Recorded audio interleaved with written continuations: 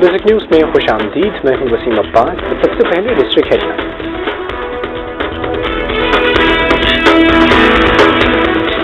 کرناٹک اور یوگ میں کلرکوں کے مطالبات کے حق میں احتجاجی مظاہرے۔ 21 سردی یوگ کی توسیع کا منصوبہ ختم ہونے پر شہریوں کی احتجاجی ریلی۔ قومی ووٹرز ڈے کے موقع پر چارسدہ میں ووٹ کی اہمیت اجاگر کرنے کے لیے تقریب کا اہتمام۔ چترال کے علاقے گونی میں صحت و صفائی سے متعلق شعور اجاگر کرنے کے لیے سیمینار۔ گجرانوالہ کی منڈی میں فروخت کے لیے آنے والا 40 من وزنی کالو شاہ پوریا بیل شہریوں کی توجہ کا مرکز۔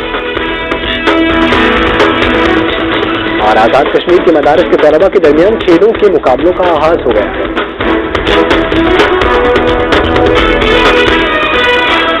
چارسدہ سے کفایت اللہ کی رپورٹ۔ ملک کی تاریخ میں آج پہلی مرتبہ ووٹرز ڈے منایا جا رہا ہے۔ عوام میں ووٹ کے استعمال اور اس کی اہمیت کا شعور اجاگر کرنے کے لیے چارسدہ میں تقریب کا اہتمام کیا گیا، جس کے مہمان خصوصی ڈسٹرکٹ الیکشن کمیشن آفیسر ولی الرحمان تھے۔